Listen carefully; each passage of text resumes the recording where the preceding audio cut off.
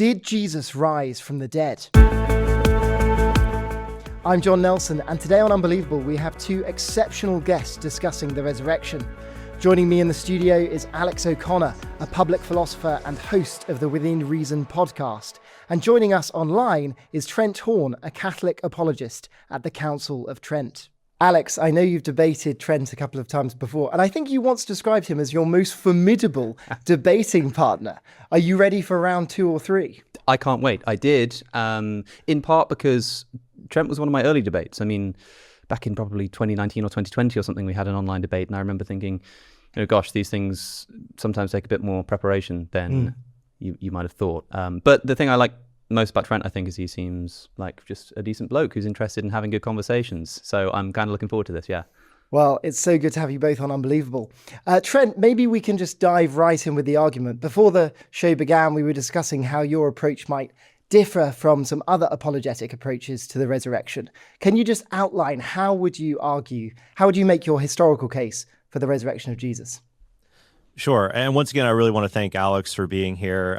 It's a joy to get to speak with him again. We had one formal debate before on Pints with Aquinas, and then we had kind of an informal back and forth with Capturing Christianity a few years ago. So it's been a little while. Mm-hmm. I appreciate the description, most formidable opponent. I worry always when the bar is set so high. One finds in these situations it's good to set the bar extremely low when it comes to expectations. But if I can just be a good bloke or a decent chap, that is something I aim to do. When I speak to people, I do get concerned, and when you see people trying to put forward, I think, Alex, I'd love for your thoughts on this, maybe on a future episode, something for you to talk about. When it comes to putting forward a defense of the Christian faith, I've noticed a little bit of a shift in the past 10, 15 years in how Christians go about that. And a lot of Christians now have become much more aggressive and very, not even just forthright, but aggressive, even profane, kind of no holds barred, like taking the worst of the new atheist internet stuff and putting forward. And then they're also kind of light on the substance. And I don't like that. I think that we should follow the facts and the evidence, let it speak. And we don't have to be over exaggerated or especially not profane in how we engage it. So when it comes to the evidence of the resurrection, I've noticed, like in the past 10 years, I've studied a lot between, two groups that often debate this. You'll have skeptics on one side, like Alex, or previously debates, like Richard Dawkins or Christopher Hitchens. And then you have a lot of evangelical apologists, people like William Lane Craig and Mike Licona. And one thing I've noticed that they both kind of have in common is they're very skeptical towards non-Protestant supernatural things.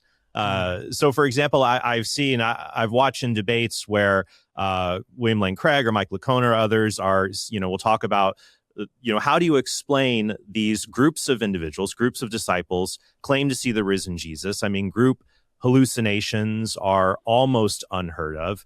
And so, like, a lot of my case will be similar to theirs, saying we have really good historical evidence. When it comes to showing the resurrection, it's basically showing 3 facts. Jesus was alive, then he was dead, then he was alive again. So whatever the evidence that would show he was alive in the first place should be good enough to show he's alive in the second place. And that is people seeing that he's alive.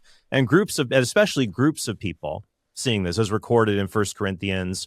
I also think we have good historical evidence for Luke's account of these group appearances, that Luke, as the atheist Richard Carrier says, is a better than average historian, which is a lot from a very critical atheist like Richard. So what will happen in these situations, I've seen Bart Ehrman, I've seen others say, well, why don't you believe in these, groups of people say that they saw the Virgin Mary at Fatima or the Virgin Mary at Zaytun, Egypt. Right. And we even have photographs of this apparition that has appeared, that hundreds of thousands of people saw this illuminated figure at Zaytun. Travis Doomsday did a whole academic book that recently on the Zaytun apparition, and he finds it inexplicable. Dale Allison, who I know you spoke with recently, Alex, yes, he finds it just inexplicable because even the Egyptian authorities shut off the electricity to the area, and yet this illuminated figure that looks a lot like the Virgin Mary still appeared. Right. So for me, I take a more middle ground saying, yeah, I think that was a supernatural event. And also, I think these other events like Fatima or Zaytun, for me, they lend evidence to Jesus' resurrection, because if Jesus did rise from the dead, these appearances of his mother would not be unexpected. I'd expect a son to take care of his mom, take her up to heaven, and she might go talk to the faithful. But if Jesus did not rise from the dead, these sorts of apparitions and appearances would be very unexpected. So I'm open more so that there's many strange and odd things that happen. Some of them can be explained naturally, but many I don't think can. So I think that we should follow evidence. We shouldn't necessarily rush to supernatural explanations, but we should see which explanation best accounts for everything without cramming the evidence, without bringing in outside ad hoc explanations. And I think Jesus rising from the dead really does do a good job of explaining a lot of the data surrounding Jesus' resurrection, but also these other supernatural events throughout history that are connected to the Christian faith. So that's kind of how I look at it. Alex, I was recently hosting your tour across the UK, an evening with Alex O'Connor, and so many people wanted to find out about what you thought about apparitions. I don't know if that's something you've looked into a lot, or what do you make of this kind of additional case for the resurrection? Well, it's funny, isn't it? Because a lot of the time when arguing with a Protestant, you can say something like, well, then how do you explain the Marian apparitions? And with a Catholic, that doesn't quite fly. I suppose I have a general suspicion of these kinds of religious events. And that's not to say that they didn't happen, but to say that insofar as concerns my faith in the resurrected Jesus, they don't do very much. And I can tell you why. It's because I don't think that such experiences are unique to the Christian tradition. Although sort of the experience of a bodily risen Christ by multiple people all at once is definitely something that would be unique in history. You don't get group hallucinations of that kind of physical kind. There are a few things I want to say. Firstly, you do have inexplicable group visions of, I think, equally inexplicable events, which I'll give you some examples of.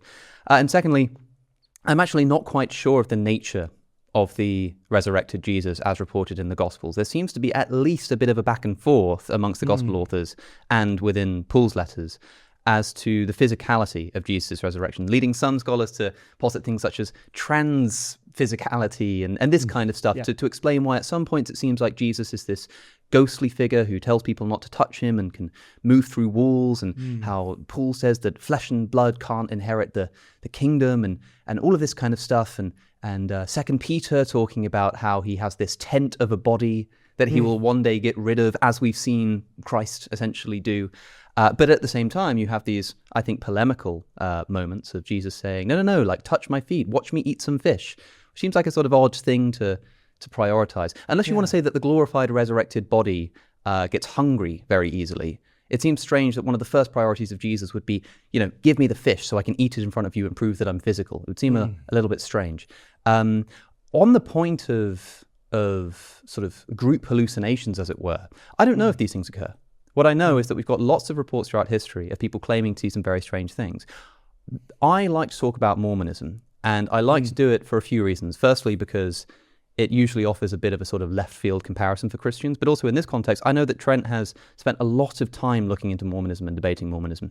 I would like to tell people, for example, that if you pick up any copy of the Book of Mormon, it always begins with testimonies from first the 3 witnesses and then secondly the 8 witnesses. And these are men who claimed to see, in the first instance, Joseph Smith, the golden plates of Joseph Smith be handed by an angel to Joseph Smith. Now, those first 3 witnesses claimed that they saw this. Now, it's a little bit complicated because it's like 2 of them saw it at the same time and then 1 of them saw it later. And you might say that he was hallucinating, but I would say, how do you account for the corroboration between that and the other 2? At the very least, these men who claimed to see something, again, collectively, which I don't think Trent can grant happened. I don't think he can grant that an angel gave Joseph Smith the golden plates. And yet, they claim to have seen this. And there's something extra here that you don't get in the Christian tradition, which is that it's kind of a reverse Paul. People often say, well, Paul used to persecute Christians, so why would he see this vision? This is the other way around, and I think therefore stronger. All 3 of these men were eventually excommunicated from the Mormon church. They fell out with Joseph Smith, and they were excommunicated from the church, yet until the day of their death, they asserted that they had seen the Book of Mormon. It's complicated. As Trent knows, Martin Harris is said to have sort of seen the plates with his spiritual eyes. So I'm attempting to draw an analogy here, right? So Martin Harris is one of the 3 witnesses, the other being Oliver Cowdery and David Whitman. And in 1838, Stephen Burnett claims that Martin Harris didn't see it with his natural eyes, but that it was a kind of vision. But then Martin Harris later said, look, as surely as I see my hands, I saw the golden plates. What I want to point out is that there are analogues here, which is that you've got this sort of claim of group appearances, which seem a little bit strange. You've got this kind of reason why maybe they wouldn't want to make this claim. And then you've got this slight debate over, well, was it physical? Was it spiritual? We're not entirely sure. Yeah. People often talk about the persecution of the apostles. So when I bring up the Mormon church, people say, oh yeah, but you don't understand that Christians were persecuted. They were put to death by Nero and Diocletian. And I'm like, have you looked into Mormon history? Do you not know that in the lifetimes of these witnesses and other witnesses to Mormon miracles, Mormons were persecuted by the United States of America? There was the Mormon Extermination Act in Missouri, which literally called for the extermination and expulsion of Mormons. They were chased out of basically every state that they went into. In other words, I'd like to know how we explain that. There's then the 8 witnesses who don't witness the angel, but they do witness the golden plates. 8 of them who, again, 3 of those guys also lose touch with the Mormon church, fall out with Joseph Smith and get excommunicated, but still attest that that's what they saw. More to the point, though, there's this extraordinary event which I found when I was researching the history of the Mormon church a while ago, which is a transfiguration event. It's absolutely extraordinary. So in 1844, I'm sure Trent will be familiar with this. In 1844, there was something of a succession crisis, right? Joseph Smith had died and they didn't know who was going to be the next leader. So they called a conference in August, on the 8th of August. Brigham Young is one of the speakers. Now, we know from Brigham Young's later diaries that he says that there were thousands of people present. He says there were thousands of people at this conference. So let's say there were at least a few hundred.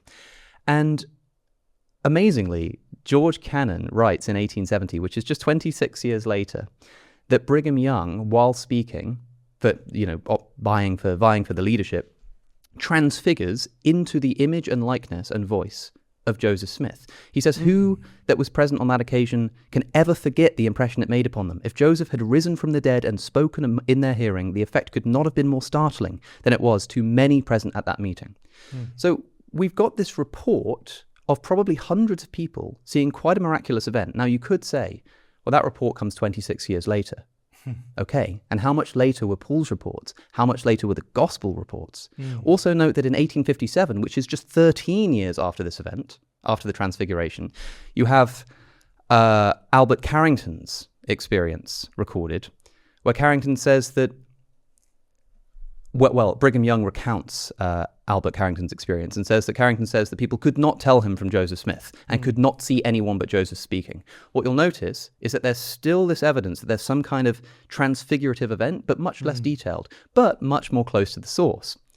In 1869, 25 years later, so somewhere in the middle, Orson Hyde, who was an early Mormon leader, confirms the event, saying it was the voice of Joseph and there were the features, gestures, and even the stature of Joseph. So what we have are 3 independent, in one case, eyewitness account, because Orson Hyde was actually speaking on the same day at the conference, eyewitness accounts of a transfiguration of Brigham Young in front of hundreds of witnesses, many of whom, in the words of George Cannon, he says, who was present on that occasion that could ever forget this? In other words, if you're in any doubt about this, you could go and ask the witnesses who were there. Now, shelve that for a moment and think about how people talk about things like, Trent's already mentioned the appearances that Paul recounts in 1 Corinthians 15. Paul says that Jesus appeared to Peter, which is strange because we don't get that narrated in the gospel stories, even though that seems to be the first and most important. But I mean, most pressingly, Paul says that Jesus appears to 500 people, as above 500 people, probably more than possibly above in a visionary experience. That's something else. And people say, look, this is our only source. But, Paul says some of these people are still alive. So if you're in any doubt, you could just go and ask them. And I would say, well, why didn't people go and ask about the Mormon transfiguration experiences? Perhaps because if you read George Q. Cannon's account, it's not clear who these people are. I mean, people often say this. They say, those 500 people, some of them are still alive, so you could have gone and checked. How? You're just going to walk to Jerusalem, which has tens of thousands of people at minimum in it, and just start asking around and see if anyone's seen the risen Christ? How many no's would it take before you said, okay, maybe not then? In other words, I have no idea why Paul says that Jesus appeared to 500 people. We don't know that Paul was there. He probably wasn't. He says he's passing down something that was passed on to him, which says that it's an early creed. But we're not quite sure where that creed ends because Paul inserts himself at the end of it. But we don't know where he's heard it from. We don't know who these 500 people are. We don't know why they were gathered. We don't know how many of them believed. We don't know if any of them recounted. We don't know anything about this kind of event. I'm not saying it didn't happen. I'm just saying that compared to something like the events of the Transfiguration of Brigham Young, from someone like outside of all of this, who has no vested interest here really, I see them as equally plausible, perhaps more plausible in the case of Mormonism, because that happened in the 1800s. And we have at least one eyewitness account that says that he saw it directly. We don't have anything like that for the Gospels. The only eyewitness account that we have for the resurrection of Jesus, the only one, is Paul, who did not see a bodily resurrected Christ, but saw a flash in the sky and heard a voice, which is not the same kind of thing. Trent, I'd love to hear your response to two things there. The first being this broader comparison with Mormonism, and secondly, this idea that Paul didn't believe in a physical resurrection. Sure. So let me start with Paul. I would say that Paul, being a Pharisee, was firmly committed to the idea that resurrection is bodily. When we see in his letters, he is dealing with the Corinthians. He's dealing actually with skeptical people. People at that time didn't necessarily believe everything that was pitched to them. So in 1 Corinthians 15, he's dealing with people who can't even believe there's going to be a bodily resurrection, or what is that going to be like? That I think many people, when they hear about this, they think, oh, I'm going to be a zombie. Like the skeleton gets out of the ground and the flesh is drooping off of it. Like who wants to have that? And Paul is saying, no, you're not going to be that, but you're not going to be just a disembodied spirit either. In his letter to the Corinthians, he's very clear when he says that he compares being a disembodied spirit to being naked without clothes or naked outside of a tent, a condition you don't want to be in. Rather, what he says, like in Philippians 3:21, Paul says that God will change our lowly bodies to conform to his glorious physical body. So he often talks about not being clothed in immortality, having a physical body that is not limited by the physics of this universe. So, for example, like you don't have to be a ghostly presence to walk through walls. Technically speaking, in a physical body, you're mostly empty space. If you think about the space between atoms and electrons, if you had omnipotent control over now you can't walk through solid substances because of nuclear force, but if you had a bit more control over the universe, you could pass solid objects through one another through a kind of phasing, if you will. So I think those descriptions showing that Jesus has a physical body, like eating fish, showing I'm not a ghost, I'm not a spirit, I am the inauguration of the resurrection, which was unheard of for Jews at that time before the end of the world. That's striking that they proclaim Jesus rose, not just that he was in heaven, not just that he was in Abraham's bosom, that he rose. The reference to Jesus, when Paul says flesh and blood cannot inherit the kingdom, he uses that as a Semitism, a Jewish way of speaking about the world. Worldly things that are merely material cannot inherit the kingdom. You have to be spiritual. So we often think of spiritual like a substance, but spiritual also means an orientation. Like if I say the Bible's a spiritual book, it's not going to pass through you if I throw it at you. So I would say that when it comes to Paul, I think we have what manifests the movement of Christianity is this radical proclamation of the resurrection that I would say makes the most sense with an encounter with the risen Jesus that could be cross-checked by seeing, for example, that his tomb is empty. Like if I had a friend, in fact, actually, I gave a eulogy once for a friend who died when she was 19 years old. I gave the eulogy at the funeral. That night, I had a dream. She sat at the foot of my bed and we talked, and it felt really, really real.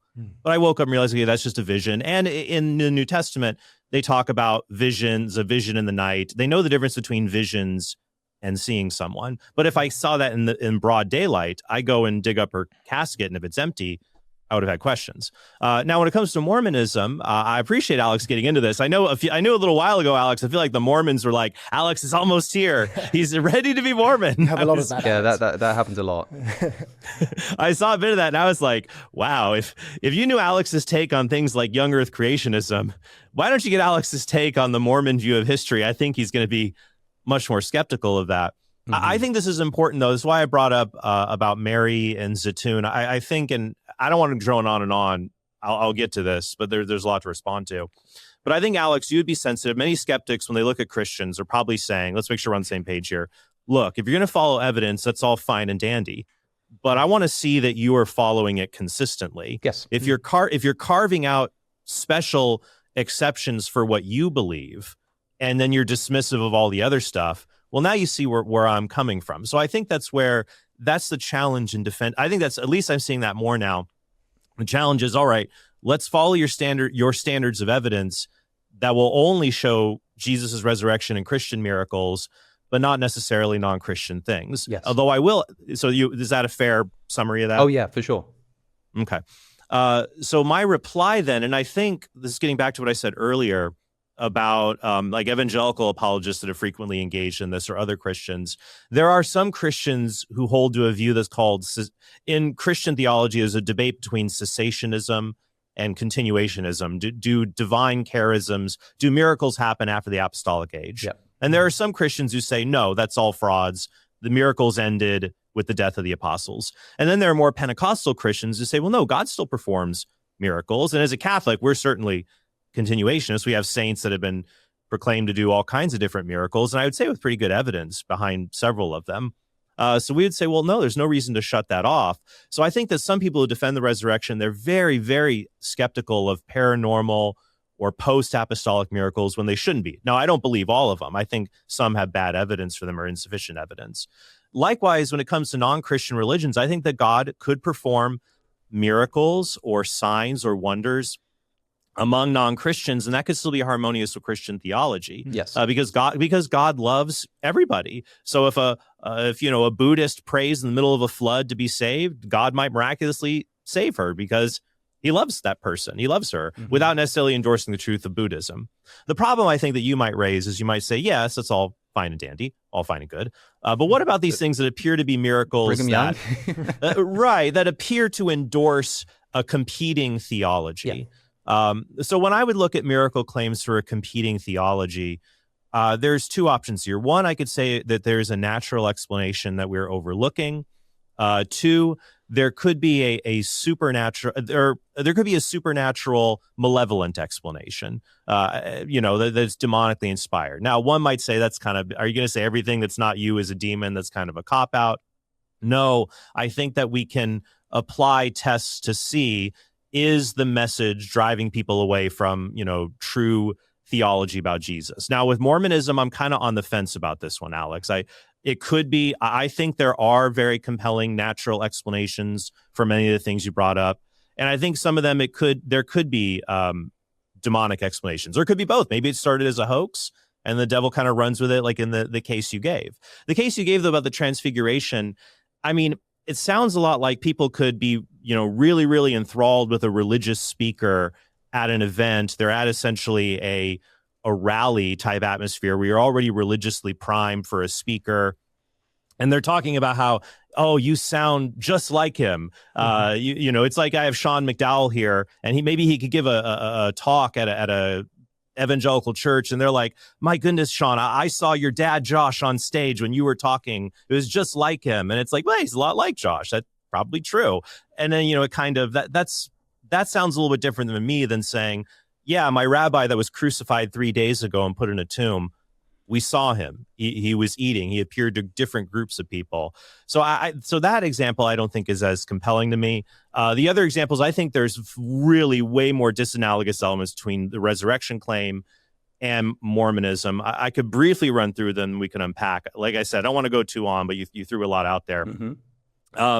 So a few elements there. One, the people who saw the golden plates, that doesn't do much for me. They could have been natural artifacts. Yep. In 1843, there were people who created a hoax set of plates called the Kinderhook plates. Yes. That Joseph went to engage and read. So those could have been natural artifacts. It could have been hoaxes. I'm not as impressed by that.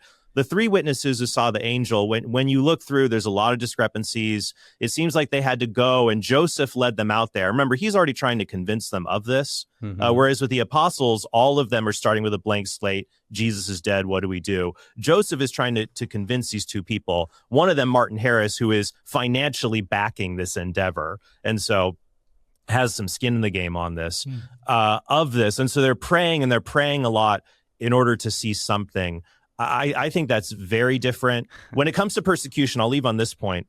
I agree with you. People are willing to take risks for rewards. So Joseph Smith took a lot of risks. And I think, though, from his perspective, there were rewards he was seeking. He became a political leader in Nauvoo. He planned to run for president. He acquired multiple brides, some of them being underage, as young as 14. So we had a television show in the U.S. 20 years ago called To Catch a Predator. And I saw in that show, men were willing to take many, many, many risks for underage girls. So I'm not as surprised that he's going. And then when Smith was arrested and put in the Carthage City jail, he was not like a martyr led to the slaughter. He had a handgun smuggled into the jail, and when a gunfight broke out, he shot back. That's not quite what Jesus and the apostles did. So I grant you there's going to be similarities to any religious claims, but for me, I think it's very disanalogous. And also for me, when it comes to Mormonism versus Christianity, I would say with Christianity, we don't have really any evidence that says, oh, we've got counterbalancing evidence that this contradicts what we know about the world. Most of our evidence is just, well, can we believe what they said about Jesus? We're not making, that's why, like, I'm not a young earth creationist, for example, because I think it contradicts what we know about the world from science. But the problem is, I think Mormonism makes those kind of claims about ancient Israelites being the progenitors of Native Americans and a lot of other things that contradict what we know about the world. That sets the probability of it being true much lower than what we have of Christianity. Alex, one of the things that Trent brought up is the idea that Paul was a Pharisee, that the dominant conception of resurrection in the ancient world was a physical one. You know, people were expecting to get their flesh and bones back. So I wondered what you made of that objection. Yeah, sure. I will answer that. I promise. I must take a moment to respond to what Trent said just then. But I do want to get back to the New Testament. I think that's very important. I don't want to talk about Mormonism all day. But I'm not just going to talk about Mormonism. I'm doing it to draw a comparison. Yeah. So specifically, a few things that Trent said that I pulled out. Firstly, he said that you got to remember that the people that Joseph took out to see the plates were kind of, they were like expectations. They were sort of trying to make them believe it. Trent believes that Jesus predicted his own resurrection. And maybe the disciples didn't fully understand what was happening there. But the idea that this sort of comes out of the blue, I think, is not entirely true. He also said that Martin Harris, one of the first witnesses to the angel and the golden plates, was financially backing the project, and so would have a vested interest. Well, who was financially backing the ministry of Jesus? We're told in the Gospels it was the women. It was Mary Magdalene, who is the first woman to see the risen Jesus, according to at least some of the narratives. So again, a direct narrative link there, I think. Also, the point about Joseph's death, like quite the shootout. I don't think that martyrs need not put up a fight. I mean, it's not like Joseph was being killed, for the sake. It's not like he was being asked to recant or something and he refused and took death for that reason. He was just, of course, he had a message to spread. He was trying to annex Texas to make it a sort of, he was running for president to annex Texas and make it into a Mormon paradise. He's got things to do. So yeah, he shot back. And I've heard Trent say before, on the point of the martyrdom of the apostles, to bring it back to the New Testament, we're told sometimes that all of these disciples died for what they believed in. Of course, we have absolutely no evidence that any of them died for their faith, except for James, James is the brother of John, that is, that's mentioned in Acts as being beheaded by Herod, although we're not told why. And Trent has said in the past that, okay, we don't know that they died for their belief, historically at least, but we do know, there's a video that you made, Trent, where you said, well, because of the death of their leader, because Jesus was put to death, you know that they must have been living in fear that a similar kind of thing could happen to them. Now, whatever you think about the death of Joseph Smith, you could say the same thing about him. Don't you think his followers might also be a little bit concerned that they're going to suffer under the same kind of violence, especially given how persecuted they were being by the US government and state governments? And yet, the expansion rate of the early Mormon church is the same as the expansion rate of the early Christian community, as Rodney Stark famously pointed out. As for the physicality of Jesus, it's not something I want to die on here, like this. I don't want to sort of, there's a joke in there about a hill. But I do think there are a few strange things. Firstly, you could try to die on it, Alex. We won't be dead forever, my friend. That's how this thing works. One hopes. Well, when I see you again, it will be interesting to try and high five and see what happens.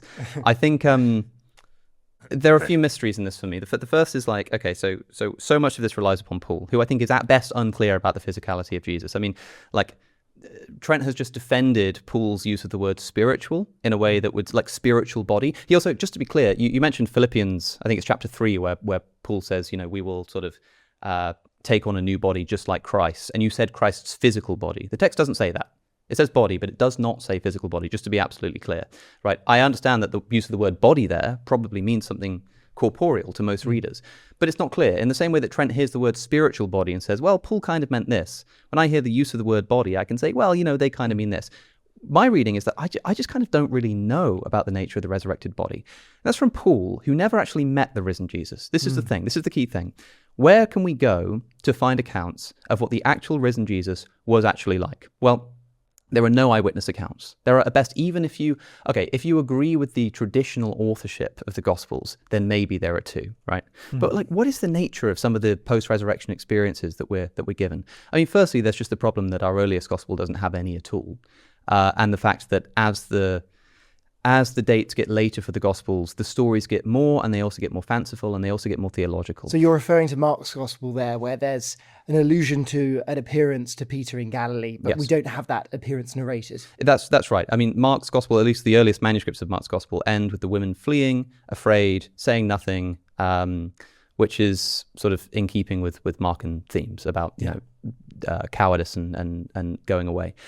There's lots to be said about the empty tomb. Maybe we can get into that in the third section or something. But these experiences, I mean, okay, so there's this idea of having a new resurrected body. Got a couple of mysteries. Firstly, Jesus in John's Gospel is still said to have the stigmata, that is the wounds in the hands and the side. Right, to the extent that Thomas is allowed to see them, he's invited to see them. We don't know whether he actually touches them or not, so don't take that as evidence of physicality. We don't know whether Caravaggio was correct. In fact, he's almost certainly false in my view. It seems to me a better reading that as soon as Thomas is given the opportunity, bear in mind, people forget this, Jesus appears to the 11 and shows them his wounds. And they sort of believe in him. And then Thomas isn't among them. And then Thomas says, until I see the wounds. And we sort of lambast Thomas for not having enough faith, even though Jesus showed his wounds to the 11 first. Yeah. But no one has ever said to touch them.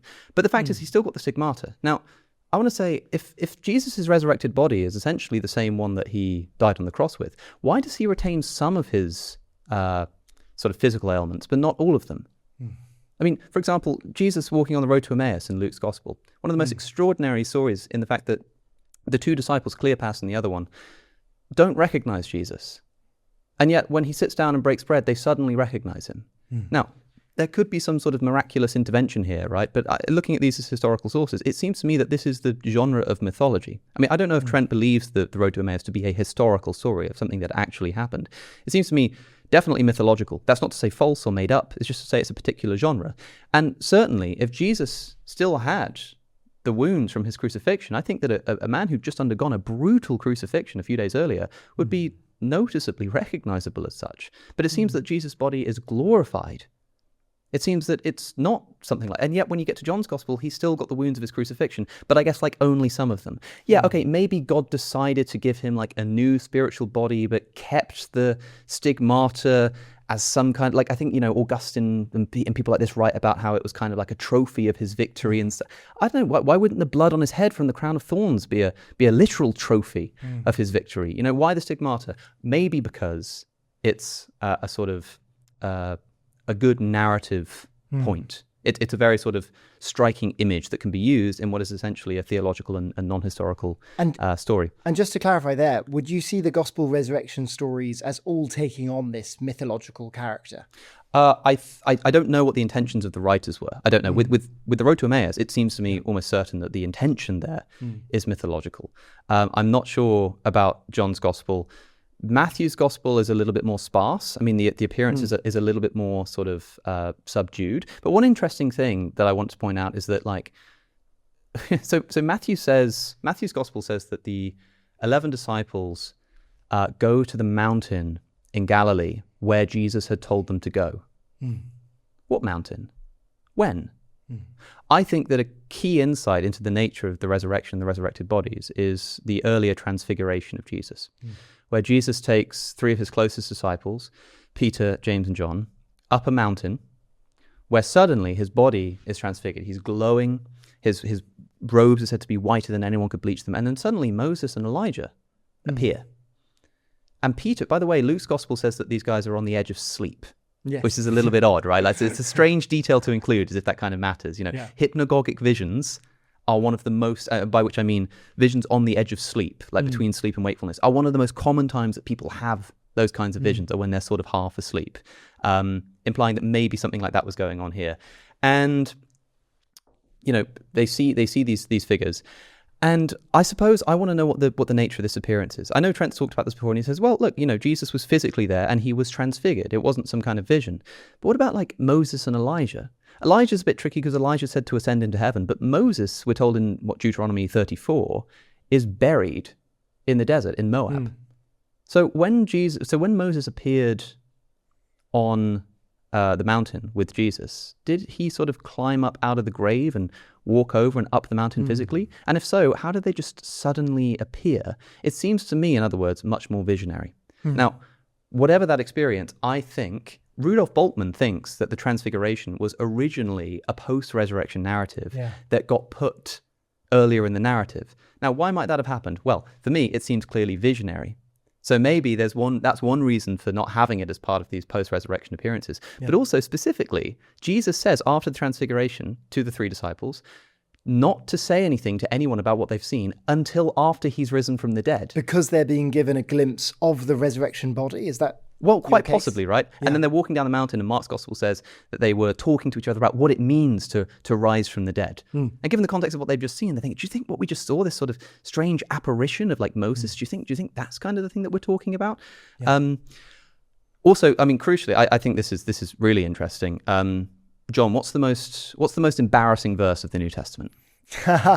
It's the verse in the mini apocalypse in Mark, according to C.S. Lewis. C.S. Lewis says it's the most embarrassing verse. This generation will pass away before all of these things take place. Why is that so embarrassing? Because Mark says, some of you standing here today will not taste death until you see the kingdom and the Son of Man in his glory. What is the very next thing that happens in every single one of the synoptic gospels? It's the Transfiguration. It says, 6 or 8 days later, Jesus. So he says, some of you here will not taste death until you see the kingdom and the glory. And then 6 days later, he takes them up a mountain and he transfigures before them. And there's an apparition of Moses and Elijah. And Peter gets confused and wants to build them a tabernacle and all this kind of stuff. And then there's a voice from heaven and a cloud comes and descends. This kind of extraordinary visionary experience, which I think is supposed to mimic the kind of thing that we're seeing in the resurrection, which is why in Matthew's gospel, when it says, they went to the mountain where Jesus told them to go, like, what mountain are we talking about? We're never told about this. It seems plausible that it's the same mountain as the Mount of Transfiguration, given that it's in Galilee.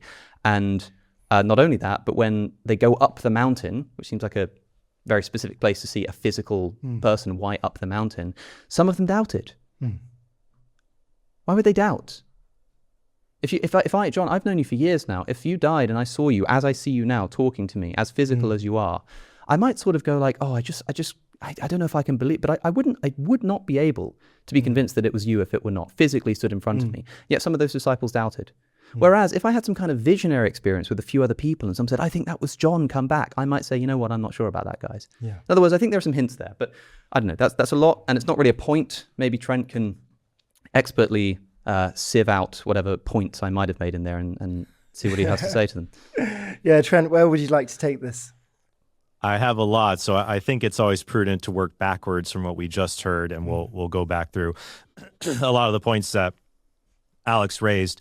So when it comes to the Transfiguration, I think that was a physical, historical event. And I do think it's interesting that it's Moses and Elijah, because Elijah, the previous narrative in the Old Testament, said he was assumed bodily into heaven. But there's also Jewish tradition that Moses's body was taken into heaven. Jude chapter 9 refers to the dispute between the archangel Gabriel and the devil over Moses's body. There's extra testamental evidence to a belief that Moses had also been taken up into heaven. I think Philo talks about it. Right. So I think that there could be evidence that, I think that holy people can be assumed into heaven. Moses, Elijah. As a Catholic, I think the Blessed Virgin Mary is up there bodily, which also explains these apparitions as well, or these appearances. So I think that's not problematic for me. And especially that Peter says, I want to build you tents. If you just see a vision of somebody in the sky, I find it interesting that if we're just making a grand theological investigation, what's interesting here is I like to compare that to, okay, well, when do we see myth making? What does it look like? When you read like the Gospel of Peter, for example, when people go on an absolute myth making binge, it's really, really over the top. That's from probably mid-2nd century. And you have all the Romans at the tomb, all of the Jews, the angels come down. They're They come out of the tomb. They're giants. Jesus comes out. He's like 500 feet tall. So that's a lot different than the more sober accounts, especially like what we see in Mark. So it's kind of funny that Mark's a bit more sober. We say, oh, well, he doesn't have all these appearances. Then if he did have a bunch, you'd say, that would just be a bunch of myth making. So I worry if that's kind of catch 22 there. I would say Mark is very clear. Can I ask you, Trent, a clarifying question on that? Because, I mean, do you see apologetic features within the canonical gospel narratives themselves? You know, it's often pointed out, for example, that Matthew and Luke have a new tomb in which no one was laid, or John, a new tomb in which no one was laid. So do you find those same features within the Gospels, but it's just in a more sober form?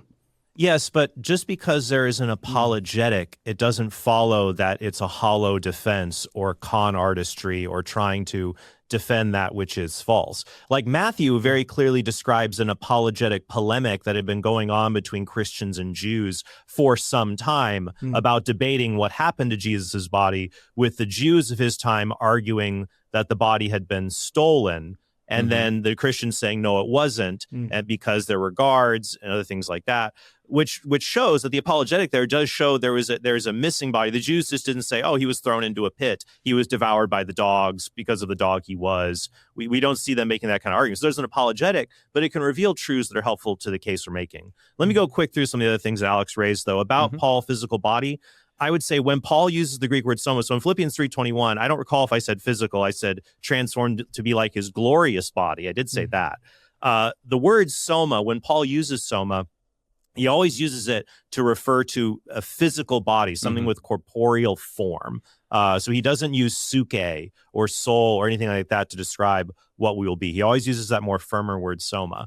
When it comes to the stigmata, I think I lean towards Augustine there, that I think it's been poetically put that the only man-made thing in heaven will be the wounds of the crucifixion on Christ.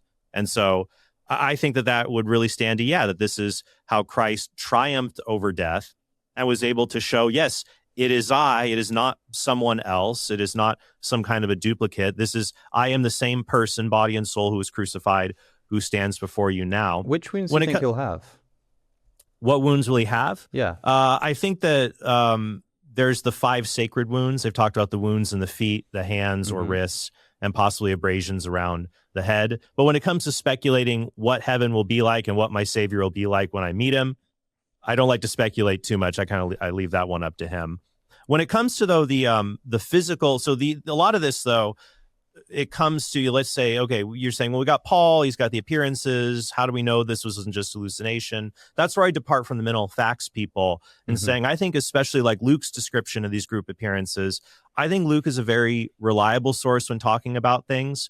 So for example, just because something's recorded only in one place, it doesn't mean that's, it didn't happen anywhere else. So, for example, in AD 41, the Emperor Claudius expelled a bunch of Jews from the city of Rome. What's interesting is that Josephus and Tacitus don't record this event. It's only recorded in 2 places. Suetonius, who says they did that because of Chrestus, which might means they were fighting about Christ, and Luke. In Acts 18:2, it's an offhand reference to it when he meets Priscilla and Aquila. Just a very offhand reference. But a lot of times Luke makes these kind of offhand things, and they're 100% historically accurate. Colin Hemer's book, The Book of Acts in the Setting of Hellenistic History, goes through that a lot. So I think I have good evidence in that. Also, Luke was a traveling companion of Paul. I think that's very clear. So we get that helps back up, Paul's conversion experience, and that this wasn't just a private vision. People with him saw something, not the whole thing. But not a bodily Christ, right? Why? I don't know. He hears a voice. He says, who is it that I'm speaking to? Is I am Jesus who you're persecuting. But it seems that Paul compares him, and he says in 1 Corinthians 9, have I not seen Jesus our Lord? He does. He compares his encounter to Jesus in 1 Corinthians 15 to these other appearances that are physical appearances. And when he says this to one untimely born, I think that's a reference to that after Pentecost, this period. Here's what's interesting, Alex, is like, we don't have a bunch of other Jesus appearances. They stop, basically. So I think Paul is saying that he had an encounter like the apostles, but it was unusually late for him to be given, which I think also for me, it shows, this is very interesting, that if you had a bunch of hopped up religious believers in the first century, I would have expected the apostles in their letters. It's always funny to see what they complain about, kind of indirectly reveals what's really going on here. I would expect them to say like, hey, these people claim Jesus spoke to them and said this. No. He only appeared to us. Don't run around with them. Because we even have people today, right, who say that Jesus appeared to them and told them stuff. Quite. So it's striking to me that problem is not in the first century church with a bunch of fervent believers. There's an understanding of it being just this kind of historical reality just for the apostles. Finally, about the Mormon stuff and the dying, Peter, Paul, and I want to just cover that because I worked backwards from what you said. Yeah. I agree with you. The argument, who would die for a lie, is a horribly bad one. It's a horrible argument because Muslim suicide bombers do that all the time. The Tamil Tigers, there's people who die for things that are a lie all the time. The greater question is, who would die for something that they know is a lie? That's the clear question. So in early Mormonism, I grant you, there are many, many Mormons who went out, were willing to endure persecution, things like that. But most of those people, if they weren't the original 11 witnesses, would not have been in a place to know whether it's true or false. So it doesn't say much. Isn't that the same as the Gospels? In that regard? You just said you just said that there were lots of early believers who went out and were willing to be persecuted, but unless they were the original 11 witnesses, they wouldn't have seen it directly. I was actually unclear for a second whether you were talking about Mormonism or Christianity. No, and I agree with you. So for me, the martyrdom or the risk of martyrdom for the apostles, and I disagree. I would recommend for our listeners, get Sean McDowell's book, The Fate of the Apostles. It's published by Routledge. It is an academic study on the fate of the 12 apostles. And he puts in very high historical confidence, we can know that at least Peter, Paul, and James, the brother of Jesus, were martyred. And we have good evidence for some of the others as well. But so I think there is evidence for that. First Clement speaks about it very early. John also looks toward Peter's. But my point is that what I said was also we see in Paul's own writings and in Acts, there was a willingness to be martyred. And my point would be that these apostles go out. They don't seem to do it for any kind of earthly reward like we might see with someone like Joseph Smith. They do it for the fervency of communicating this message. The risk of martyrdom is something that is an argument for the sincerity of one's testimony. So I believe that the apostles were sincere, and Paul was sincere, and we don't have a similar in Mormonism, a fervent opponent to Mormonism in the early Mormon church who then converts and comes to believe. So we don't have a Paul figure like that, so I think Christianity is unique there. I would say that they're very sincere, and so we have to grapple with how to explain their sincere testimony. But we do have accounts of people who fall out with the church and yet hold fast to the vision that they had. I mean, the thing that's important here is, did they see what they claimed to see? There's so much to say. On the Martyrdom of the Apostles, I agree that book is well worth reading. First Clement, as you know, Trent, as in Clement's first epistle, which is where this reference comes to Peter, says he says, let's consider the good apostles. He says, there was Peter, who by reason of unrighteous jealousy endured not one but many labors, and thus having X went to his appointed place of glory. Now, some people say been martyred, but as you know, Trent, this really just means borne his testimony. That's what the word means.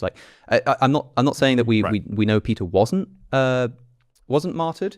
But this idea of an early testimony in Clement, all Clement actually says is that he bore his testimony and then went to his appointed place of glory, which could mean that he went around, did his wonderful preaching and then rested on his laurels because he'd done such a great job. We don't know for sure. In fact, Christian tradition has it that Peter was crucified upside down. If you ever look at artwork of Peter's death, it's always him being crucified upside down. And I always love to ask people, what is the actual earliest textual source that we have for the martyrdom of Peter being crucified upside down? I'm not sure if our listeners know. I'm not sure if you two know. It's the apocryphal Acts of Peter. In other contexts, when we talk about apocryphal texts, we're told to be absolutely suspicious of their historicity and myth-making. And yet, when it comes to quite an important part of Christian tradition, I don't know if Trent believes that Peter was crucified upside down or not, but if he does, it is interesting to me that the earliest textual source that we have for that is an apocryphal text. Trent mentioned apocryphal texts earlier. He said, if we look at the Gospel of Peter, we see these sort of mythological embellishments gone crazy. And he said, and I quote, well, I don't quote directly because I only have a few notes here, but you said about how there were lots of Romans You said like all of the Romans were at the tomb. You then also said, and angels came down. Those are the two sort of examples that you chose. And then I think to myself, well, just look at Matthew's gospel. Matthew, who invents Romans at the tomb to do away with the rumor which was being spread that Jesus' body had been stolen. Matthew, who alone has this angel descend down from the heavens and roll the stone away before the eyes of witnesses, stuff that isn't in the other gospels. In other words, like, I don't know, even if it's not quite as strong, the kind of things you're pointing to as evidences of like myth making in the Gospel of Peter, which you will definitely say is apocryphal, are also present, I think, in Matthew. You also mentioned 1 Corinthians, and I think, I hate to say, Trent, I think you begged the question. You said, well, Paul must believe in a physical resurrection because he compares his experience in 1 Corinthians 15 to those of the apostles, which were physical. One man's modus ponens is another man's modus tollens, Trent. Like, I could just say, yes, well, Paul compared his experience to those of the apostles, so they were the same kind. And you say, well, because the disciples must have been physical, so was Paul's. Whereas I say the only eyewitness account that we have of a resurrection appearance is Paul seeing a vision. And so, yes, if he compares his experience to those of the apostles in 1 Corinthians 15, then I'm led to believe that that means that the apostles' experiences were visionary. There's also some evidence here that perhaps, Rudolf Bultmann's idea that the transfiguration of Jesus was originally a post-resurrection appearance. What's one good piece of evidence for this, perhaps? The fact that the first person Paul mentions in his list of people is Peter, the most important of the disciples, who nowhere else is any kind of appearance to Peter mentioned. I think there's an allusion in Luke, isn't there? An allusion? There's an allusion to an Christ, appearance of he's Peter risen in as appeared to Peter. Yes. Yes. Yeah. Sorry. I mean, like in terms of like a narrative event, in terms of like a narrative event of what actually happens to Peter. Right. We don't see this anywhere, but we do see this happen at the Transfiguration, where Peter is specifically taken up the mountain to see this event. And so I think there's some good evidence to suggest that maybe that might have been the original appearance of Peter, maybe even the one that Luke alludes to. That's kind of a bit besides the point. Trent, I wonder whether we could probe further your views into the martyrdom. What do you make of the evidence that Alex just presented? Right. So what I said, and I've been continually saying, is that it is not the martyrdom of the apostles per se that proves Jesus' resurrection or anything like that. What we are trying to do is we want to establish the sincerity of testimony. So, for example, there's a lot of strange sightings. I've read other books trying to downplay the resurrection, and they'll make comparisons to Bigfoot or the Loch Ness Monster or aliens or things like that. And I think in many of those cases, though, there's good evidence that the testimony may not be sincere because it's often positively received. You get to be in the news, people get to celebrate you. It's all well and good in that respect. But what I'm showing is that the early proclaimers of Jesus's resurrection, who would have known whether it really happened or not if they just simply made the whole thing up. So Paul and Peter and the original apostles, that they're willing to endure threats to their lives. And that's very clear in Paul's letters, that he's stoned, thrown out of synagogues, worried about what the Romans may do to them. So I think that's very clear. Now I think when one leads that all the way to martyrdom, it's even more evidence of sincerity. When it comes to Peter's martyrdom, I think many people interpret Clement of Rome as speaking of that. Ignatius of Antioch also talks about it in an indirect way in AD 107. The Gospel of John as well. Yes, and that's another important one about the death you will endure. And John, of course, would have been written, 30 years after Peter died. And then John 21, the chapter in which that appears, was written some years after that. Right. So, hey, we're not going down the road. I got my own path of heading down here. Right. You're fine. Now, the Acts of Peter. Now, my point about apocryphal gospels, I do not believe that everything in an apocryphal gospel needs to be taken is just false. I think that's bad historiography to say, okay, everything that is in a gospel is historical bedrock, and everything that is not in a gospel is just totally false. We have to sift through the different evidences here. My point with the Gospel of Peter was that there appears to be an apologetic motif contradicting what we know and putting the large, like the crowds and the Jewish priests and all of the Romans, everyone there present at the tomb. More the angelic element. It's not even just the presence of angels. They emerge from the tomb, and they're very, very large. And Jesus himself emerges from the tomb, and he's very, very big. He's like a giant. And he's got a walking, talking cross behind him as well, which is quite surprising. Actually, we're not entirely sure. Mark Goodacre has made some arguments that the Latin or the original language may refer to not the cross, but the crucified one. Okay. So that's a little really little sticky wicket there. We have to. Yeah. So I mean, as I said once before, I'm always trying to dig down deep to make sure I got all my ducks in a row here. But I think that's very different from when I look at the angels that go, but it's not even angels. And Mark is just a young man who's described who is assumed to be an angel. So it's a very sober account. But even if there are angels that are present, they're here. They inform the women about this. But even the guards themselves, some might say, well, that was an apologetic motif that was invented that still shows an explanation that the tomb was empty. Yeah. I'm not prepared to throw that out. If you made up the guard story, you would have put the guards there on Friday, not Saturday, because the body still could have been stolen. And there were. It could have been related to an event that happened about 16 years before the resurrection.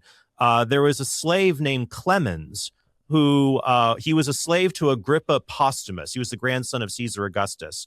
And he stole the bones of his murdered master to claim that his master survived. And he impersonated him to say, yeah, I'm him, to try to because he bore a likeness to him, to try to, continue on his legacy to impersonate him. And because that's one of the big reasons, like, why would there be guards? How did Herod know more? How did Pilate know more than like the apostles did? I think there could have been a concern about that during Passover, and Pilate doesn't want any riots during Passover. He's dealt with that before. Enough of this nonsense. So I'm not prepared to throw out the guard story in that way. I don't think it shows a myth making in that regard. But I do think that if you're making up something, the apologetic motif is put everybody there so you've got really good evidence. But like in Mark and the other Gospels agree with this, the first witnesses are women, and women's testimony in the ancient world is incredibly low value. It's basically below a criminal's, which I think speaks to the fact that it's historical. Even more so the idea that you have Mark and Luke describing this. If you were going to make up the whole gospel accounts, pick Peter, Paul, Philip, pick somebody more notable. I see a lot of signs that point towards a sober historical account of just describing things as they happened. Alex, I saw you perk up when Trent mentioned the women witnesses argument. Did you have anything to say to that? So much. I'm actually surprised to hear this come up. I know that this is a common sort of apologetical motif, but to me it's clear as day. Women discover the empty tomb, which means that it must be true, because women's testimony wasn't worth that much, and so why would this be invented? There are a few things to say here. Firstly, who knew where the tomb was? The women were told that the disciples had fled at the crucifixion of Jesus. Could they have brought men along with them? Well, we'll get to that. Maybe they could have done, but we know that they weren't. We know that they weren't at the crucifixion, and we know that that they'd fled. And so, in keeping with the theme of the disciples fleeing, afraid, and their cowardice, they wouldn't even know where Jesus was buried. Of course, it's going to be the women who like, it's like a narrative. Yeah. If the story said that Peter went to the tomb, the question would be, well, how did he find out? Well, Peter does eventually go to the tomb. Why is that? Because yes, women discover the empty tomb. They have no idea what's happened. And what's the first thing that they go and do? They go and get the men to come and verify it for us. Right? They run to the men and they say, oh, we don't know what's happened. They're these, as the early Christian critic Celsus says, they're these hysterical women, and they don't know what they've seen, and they run to the disciples, and it's the disciples who come and verify it for them. So, it's an instant verification. Right, like in other words, if this were some apologetical motif, it might be that's why they have them go and check. But does that apply better to Matthew, Luke, and John than to that original kernel of the account in Mark? Oh, certainly, yeah. It certainly does. Going and finding the men, of course, it does. Yeah. But like another thing to point out is that, like, this might be a bit of a silly thing to say, but people often just sort of assume that ancient writers are stupider than we are. Like, we sometimes think, and by the way, I'm not saying that this is made up, but I'm saying if you want to argue that it's not, and you say, well, they wouldn't do this, like, because isn't it so realistic that they'd have this feature? Doesn't it make it all that more believable? Yeah. Do you think ancient authors would have been clever enough to think of that themselves as well? It just seems to me, in other words, that like the reasons that we have for thinking that it might be historical are things which could have occurred to somebody who was trying to come up with it. But I think it's clear as day that it would be the women who would discover the empty tomb, because they're the ones who knew where it was. They were the ones who were following Jesus throughout his passion. They were the ones who saw where he was buried. And then, as I say, the first thing they go and do is grab some men to go and verify it for them. So I don't know if this is as sort of feminist a story. And I suppose the sort of social function of women in the ancient world in association with mourning. I wondered what you... I was also going to say, like, who's anointing the bodies? Although, of course, in John's Gospel, it's Nicodemus and Joseph of Arimathea who sort of bring these oils and vestments to the body. But by the way, what's the first thing that Mary Magdalene thinks when she sees the empty tomb? She doesn't think, oh gosh, remember when Jesus predicted that he was going to rise from the dead? That must be what's happened. She says, they've taken the Lord and we do not know where they have put him.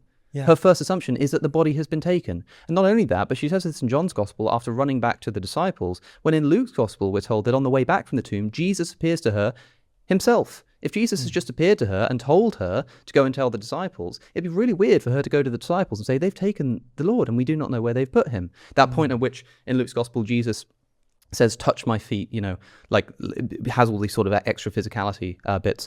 Look, I think it's also important. Actually, no, do you know what? I've been throwing out too much. Let's give it a try. I'd like to hear what you have to respond to that argument about the women, Trent. Right. So I would be cautious in where Alex is going here when we're trying to sift through ancient documents and records. What is historical? What is literary? What is trying to pull one over on us? Was an apologetic motif.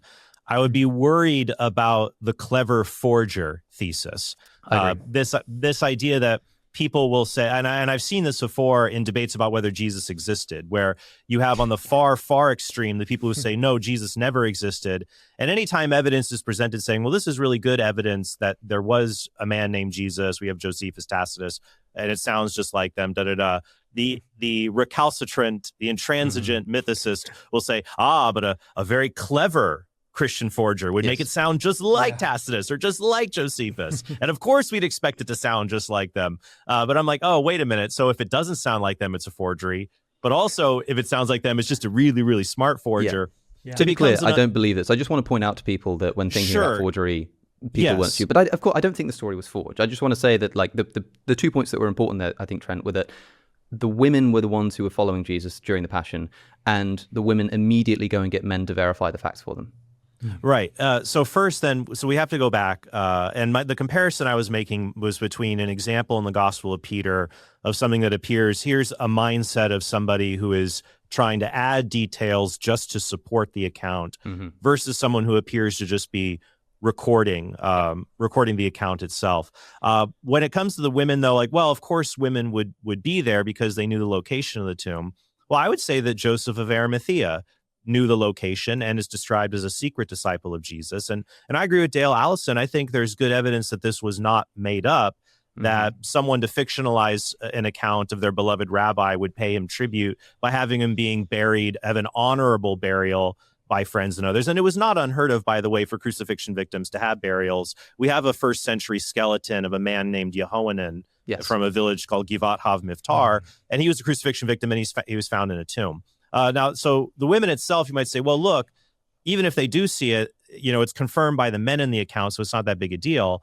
But then I would ask the question, it's like, okay, if he was making it up, then they would have that and their testimony is fine.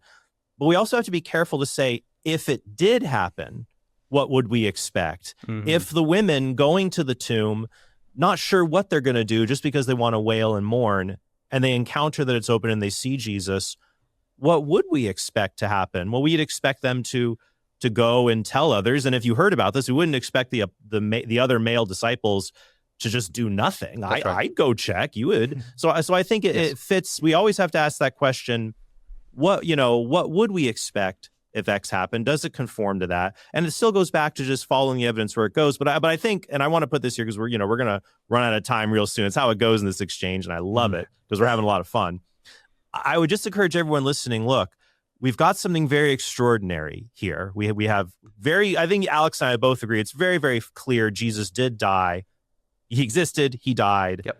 And then, well, I guess this is how it works, Alex. You can see if I'm right about this. It's like we close in on the resurrection event from two directions, very strong evidence, and it moves towards this thing in the middle we're trying to figure out. So it's like Jesus died, undeniable. There's within a few years, we had people proclaiming he had risen bodily from the dead. So now it's like we're trying to get back to that Easter Sunday morning and trying to figure out I think everyone can agree something happened. And I think it's up to everyone should really look into this the data, to put forward what explains that happened. And I think resurrection, it does explain all the data without having to compress or force it really, whereas other explanations tend to have to bring in more ad hoc elements. Alex, I'm really interested to kind of take stock. And I mean, presumably there are a number of facts here that scholars and historians discuss. Yep. One of them would be the crucifixion. I think you'd be on board with that. Yep. We have the empty tomb. Mm-hmm. It seems like you might be agnostic about the empty tomb. Mm-hmm. And then the appearances, you think that there were appearances of Jesus in the sense of people had visions, hallucinations? I don't know. I'm hypothesizing. Where do you that stand they could be. on this? I'm saying there are sort of levels of skepticism. Like if there are like doors that need to sort of be broken open, right? And as you said, it sort of goes in that order. It's like, was there a man called Jesus? Yes. Okay. What's next? He was crucified. Okay. Yes. What's next? He was laid in a tomb. Okay. Maybe. What's next? And then we sort of keep going. Trent said earlier at the very beginning of this debate, he said, the evidence that Jesus was alive after his death is as good as the evidence that he was alive before his death. I don't know if that's what you believe or if it just sort of came out that way. Well, I think I meant to say that there are similar kinds of ways to verify that. Just you could show someone's alive by people saying we saw him. Sure, but I just don't think it's true because, of course, one of the reasons why we're so certain of Jesus' existence is a relatively speaking for the ancient world, a wealth of extra biblical sources by supporters, by opponents, just referencing the existence of this person. Of course, we don't have any references to appearances to Jesus after his death outside of what could be apologetical material, but certainly is material of his supporters, including some events which you might suspect have some attention drawn to them elsewhere, such as the appearance of the 500 in Paul. Well, it would be very hard to find non-Christian testimony of a Christian fact like the resurrection, because if one were convicted of that fact, I'm not just looking for that. I'm looking for. So, for example, in Jesus' sort of lifetime, we have sort of people who believe. You could have an extra biblical source that people believed 500 people had seen Jesus. You could have an extra biblical source that says 500 people claim to see Jesus. In fact, even if we had, if we discovered a historical source that just corroborated the 500, wasn't an eyewitness testimony, but just said, and 500 people, and here were some of their names, and here's where it occurred, claimed to see Jesus, I would see that as incredible evidence for the resurrection. Not because it needs to be something that an opponent couldn't have written, but just because it would be something that's like corroborating. It shows that there is an event which was known to other people. I don't know, Alex. I think because you might just say, well, Tacitus or someone else just got this from someone who read Paul, and so there might be questions about whether it's independently attested. But the 500, by the way, the 500. I would say, this is a mysterious thing. I think what makes a lot of sense of it is in Matthew 28, that's where we talk about those who doubted in the appearance on the mountain or the hilltop in Galilee. I think it very well could be because there is the description of talking about might go and appear to my brothers and other, those, described in Mark and in Matthew. And we have that fulfillment there. And that would make sense if there were, especially if you had the Sermon on the Mount, right? You're on a mount. That's how hundreds of people can hear you in the ancient world when you're talking to them. I've been to that area in Galilee myself. Me too. That would make sense that, okay, so we have a large enough area for someone to see someone like that. And that would explain if you have 500 people, those who didn't know Jesus as well, those could be the doubters versus those who knew him very well. The only point that I'm making is that I don't know if I would say that about that evidence. I have no idea. But what I'm saying is that when you say that we have just as good reasons to think that he was alive before the crucifixion as after, I just don't think that's true. We might have just as good sort of testimony from the Gospels maybe, but the thing that makes the historical Jesus case so strong and undeniable is the extra biblical material. You don't have any of that for the post-resurrection appearances. Maybe because I would still find the evidence from the Gospels and Paul's letters to Jesus existing to be enough. But for me, it's like, okay, if Jesus did not rise from the dead, it becomes much more difficult to explain why James, who didn't believe, converted, why Paul, who was a persecutor, converted, and why all of these scared and frightened apostles boldly proclaim this truth. I think it fulfills that explanatory datum here very well. I understand what you're saying, Trent. I'm not saying that you shouldn't have enough reason to believe in the resurrection. I'm saying specifically the claim that you have as much good reason to believe that Jesus was alive before the crucifixion as afterwards. Sure. Hey, I'm willing to dial that. I'm willing to trade that one for you're reasonable to believe in the resurrection. Secondly, I'm willing to make I'll make a trade on that. Secondly, I find it really important when people talk about the persecution of the apostles.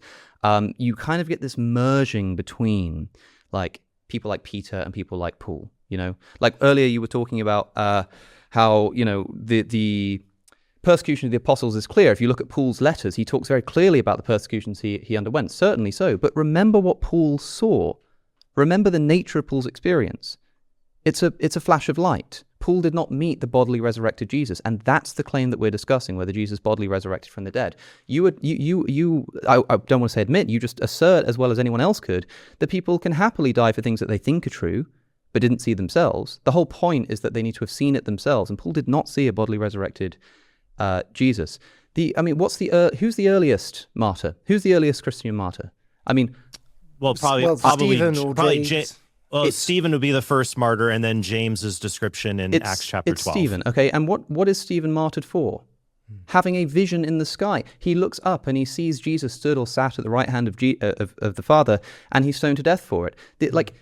The earliest martyrdom story we have is of a vision. The most obvious persecution that we have firsthand is that of Paul, whose experience was that of a vision. The idea of the physical resurrection of Jesus, even if we agree that Peter was persecuted, we don't know what it is that Peter saw. Yeah, we have some second, third-hand accounts from the Gospels. That's if you believe the traditional authorship.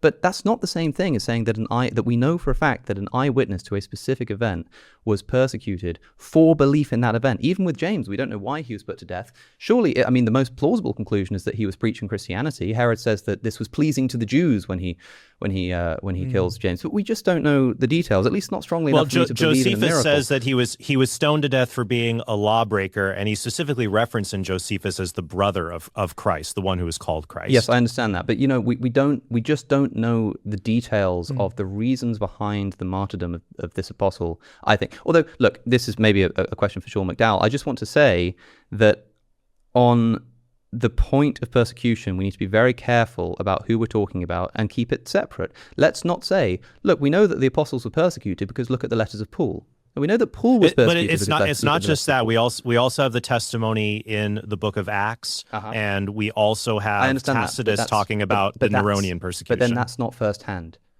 Right, you understand what I'm saying? Is that it doesn't necessarily have to be firsthand, because I think there's good evidence that Luke was a traveling companion of Paul and that he's a good historian. Is that because of the we passages?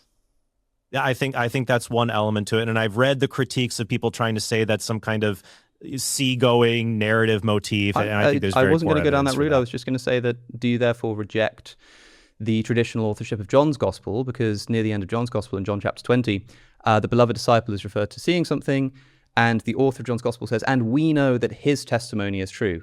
And given that we passages mean that it's speaking in the first person, that means that John was not authored by the beloved disciple, right? It is possible that John was authored by someone else, like John the Presbyter, that was part of the Johannine community. So I do think it provides other evidence. I don't think it's as strong as Luke, for example. But that's why, as I said before, I think that you don't want to take a dogmatic view when you're making a historical case. Yes. You're going to weigh things a little bit. So it's important because, John asked about the empty tomb, which I didn't have a chance to speak about. I wanted to, a moment ago you said that, look, it's important to ask, what would you expect if it were true? And I agree with you.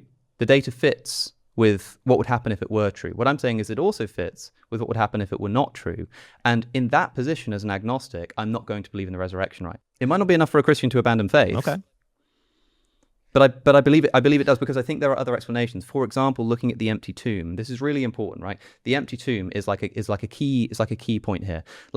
Okay, I don't know if there was an empty tomb. I think just like prima facie, I have some suspicion that a member of the Sanhedrin could just ask Pilate to take the body off the cross and keep it for himself, when typically Romans would leave bodies on the cross as evidence of crucifixion. Maybe because it was a Jewish holiday. They say it's because of the Jewish holiday they take them down from the cross, as if Pilate cares about Jewish holidays. Maybe he does because he doesn't want to incite a riot or something. Maybe. I'm not entirely sure. But let's just say that there were some kind of tomb. What's the nature of this tomb? We're told it's Joseph of Arimathea's tomb, only in Matthew's Gospel. John's Gospel seems to imply that it's specifically not Joseph of Arimathea's tomb. In fact, in John chapter 19, verse 38, it's Joseph and Nicodemus who are taking the body of Jesus, and it says, "At the place where Jesus was crucified, there was a garden, and in the garden was a new tomb in which no one had ever been laid. Because it was the Jewish day of preparation, and since the tomb was nearby, they laid Jesus there." Because it was the Jewish day of preparation, this is the day before the Sabbath. So they had to solve this problem before the Sabbath began. That is, before Friday night. And there's this tomb that happens to be nearby. What do you think are the odds that a wealthy aristocrat like Joseph of Arimathea would own a tomb, not on his property, but near a crucifixion site for Roman criminals. That seems extremely unlikely. What's more likely is what John tells us, which is that there was a tomb nearby. Tombs would be outside the city. It's an unclean site, and that's exactly what we find when we do archaeological investigations at Jerusalem. And you would have people executed outside of the city, outside of the gates. I think what John is telling, but in terms of where you would put the remains, I think if Joseph owns a tomb, it's unlikely to be near this site of crucifixion. And in fact, I think John's gospel is telling us that by saying that it's because it's the day of Jewish preparation. It doesn't. If this was just Joseph's tomb, why would it be because it was the Jewish day of preparation? And since the tomb was nearby, they put Jesus there. It seems to me that this is like an emergency burial in time for the Sabbath. When does the Sabbath end? It ends on Saturday night. So then the burial party come to this emergency tomb, take the body of Jesus, and give it a proper burial. Early that morning, when it's still dark, so a few hours later, Mary comes along, sees an empty tomb, sees that the stone has already been rolled away, and says what? She assumes that the body has been taken. So there are two hypotheses here. One is that it's stolen. Some people think the body is stolen. We have good evidence for the stealing of bodies in the ancient world. You'll know about the Nazareth inscription, a first century Greek sort of legal inscription from an unknown Roman emperor, which issues the death penalty for people who steal bodies and tamper with tombs. So we know that in the ancient world, people were stealing bodies. We also have epitaphs on Jewish graves cursing people who steal bodies. We know that the stealing of bodies was something done popularly enough that they had to warn against it. We also know, of course, about the polemic in Matthew's gospel, which specifically says that there is a rumor that Jesus' body has been stolen. People are obviously believing this even by the time of the writing of Matthew's gospel. But it doesn't have to be. And you ask, well, who would steal it?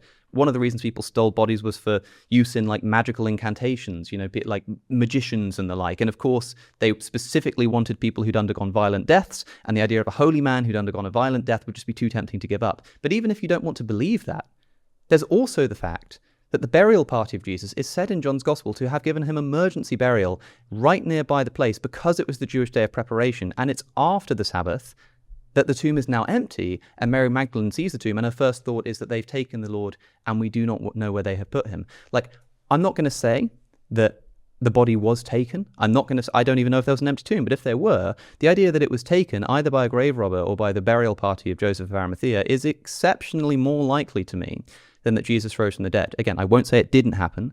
I just want to say that that's a skeptical scenario, which seems to me perfectly plausible, since you asked about the empty tomb. Trent, can I just give you a few minutes to respond to those claims about the empty tomb?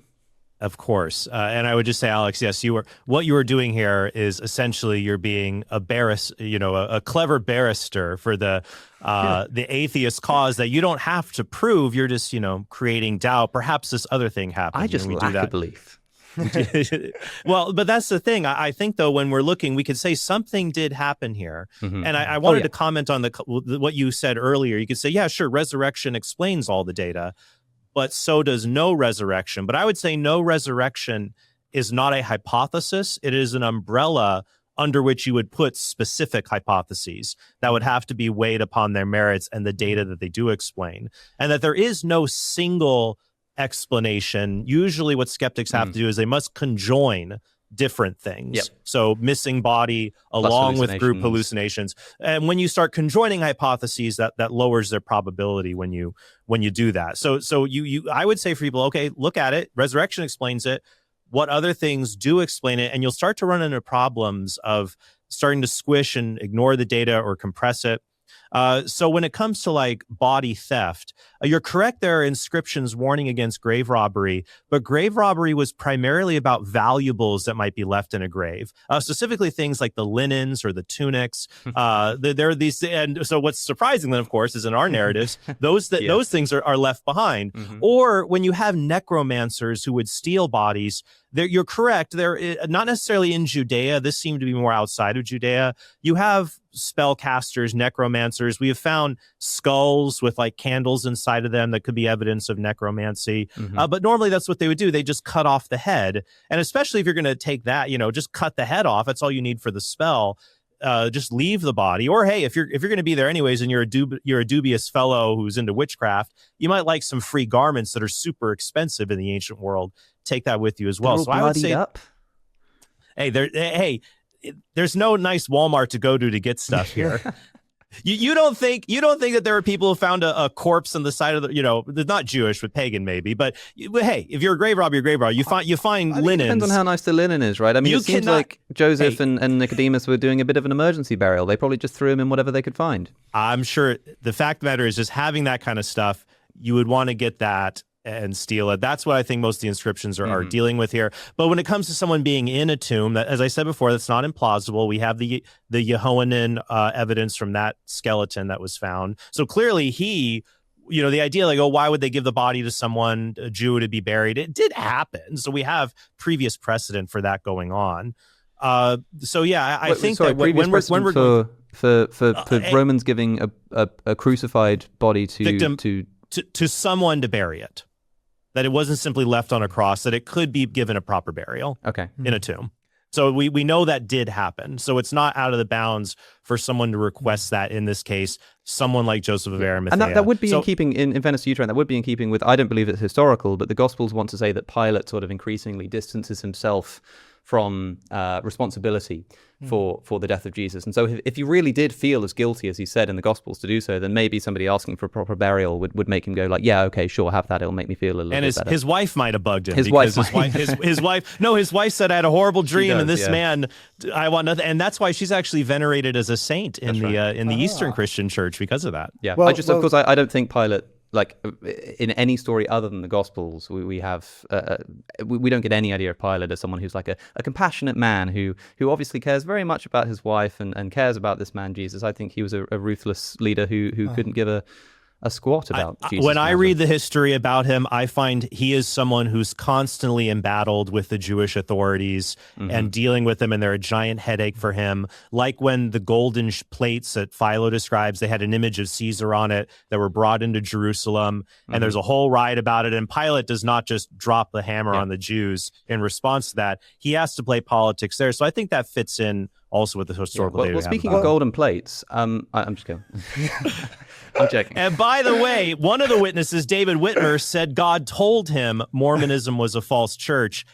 We don't find anything like that with the apostles. Well, Joseph Smith's Mormonism was a false church, but he still saw an angel give the golden plates. The golden plates were real. The angel Moroni was real. It's just that Joseph Smith's religion was false. And it could be natural explanation of heightened, we're in the woods playing with our eyes closed, seeing with the eyes of faith, or demonic in the sense that, look, if I was the devil, I'd want to make a religion that says you don't believe Jesus is God, and you don't even pray to Jesus, because in Mormonism you don't pray to Jesus. It's similar to how when Martin Luther brings about Protestantism, it would be one thing for him to say, I think these Catholics are wrong and I don't believe in God and I don't believe in the resurrection of Jesus. It's another thing to say, I think that their religious interpretation is incorrect, and it's because of my belief. It's because of the strength of my belief in the original message that I want to be able to say this.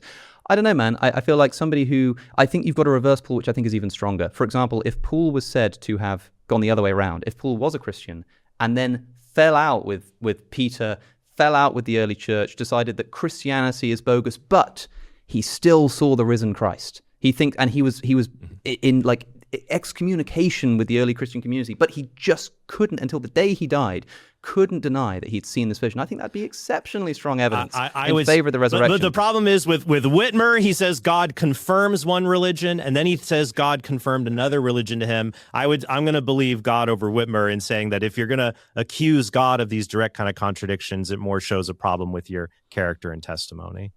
Gentlemen, it's been a fascinating discussion of Mormonism. Thank you for watching Unbelievable on whether Mormonism is true. Actually, going back to the resurrection, yes. I do have one final question for you, Alex, and I've got a final question for you, Trent, as well.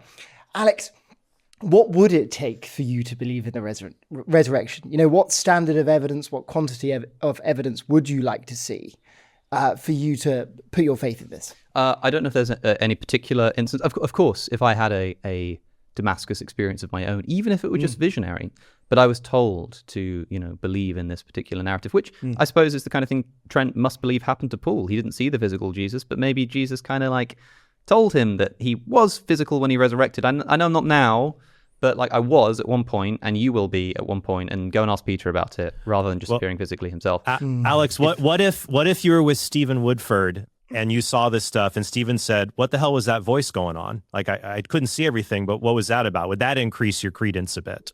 I am not sure that it would, no. Maybe I should have picked a better witness there to be No, alongside I know. you. I love Steve. I wouldn't think that he was lying, but unless I saw it myself. Just saying, because you could worry like, oh, I saw something, maybe my mind's playing tricks on me. Acts chapter 9's reference of Paul's testimony says it wasn't purely a subjective experience that his traveling companions saw a light. They saw something also. It's not purely mental. The reason I say this might convince me is because visions can be true. This is a big Dale Allison point, right? Like, we often think that like if something's visionary, it's therefore false. Visions can be true. Maybe all of the appearances to the disciples were all visionary. Maybe when they went up the mountain, they saw a vision of Jesus. Maybe the 500 saw Jesus above them, as the Greek may imply. I'm not going to die on that hill either. But could have been above them on a hill. It doesn't. It could have been above them on a hill. It could have been more than 500 people, and it was above them. Who knows? But what I want to say is that doesn't mean that it's false, right? It could be like a real vision. Real visions are supposed to happen in the Gospels. You know, God warns Joseph in a dream in the infancy narrative, and we're not told. We don't think that he was like mistaken just because it was a visionary experience. So that would be fine. So something like that. But historically speaking, I think that evidence of particular apostles.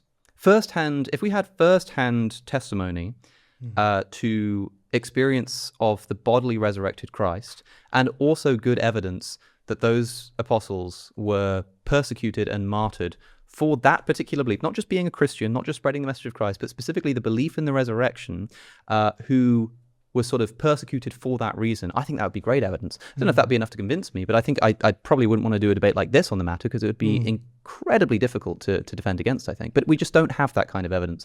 We have, at best, sort of second-hand account. We have first-hand accounts of visionary experiences, or at best, second-hand accounts of experiences which seem to be physical on one reading, but seem maybe not to be on others. And that just isn't enough for me to place my faith and trust in Jesus of Nazareth, at least the post-resurrected Jesus of Nazareth. And Trent, I'm going to give you the final word. What in your mind is the kind of the strongest piece of evidence for the resurrection of Jesus?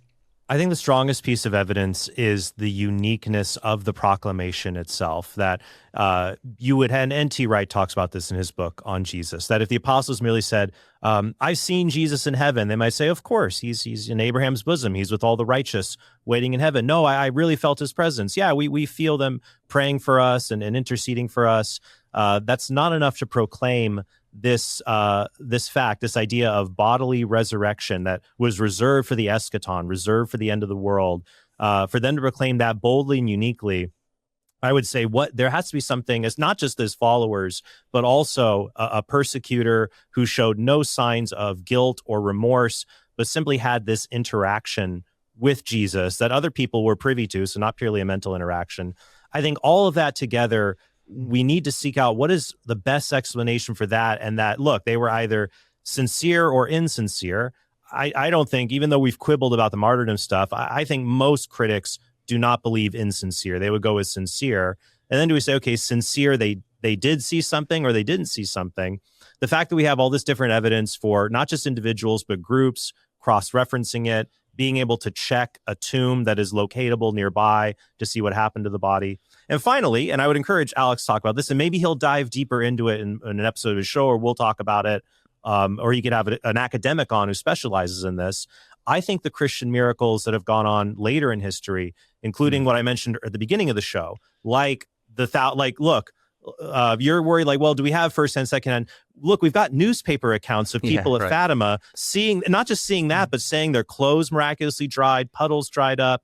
We've got photographs of the apparition at Zaytun. So what worries me is, like, in some respects, we do have that better first-hand photographic newspaper evidence of these supernatural things. My concern, and I guess for any skeptic who is watching, I would say, look, you're looking for likely things. Be open-minded and ask yourself, look, what's more probable here? All supernatural accounts are false, or at least one of them is true. And if at least one of them is true, perhaps you shouldn't at least be a strict naturalist, and then just follow the evidence from there. Well, Trent Horn, Alex O'Connor, it's been such a rich discussion. Thank you so much for coming on Unbelievable. Thanks, Trent. Thanks for joining us in transphysical form. It's been fun. Well, I'm glad this group of people could attest that I'm here and it wasn't simply made up. And we had a thorough historical investigation. If anybody doubts that, some of them are still alive. So just go and ask them, even though you don't know who they are. I'd stake my life on it that we had a good discussion, and hopefully we'll have others in the future. I hope so too. Definitely. Thank you.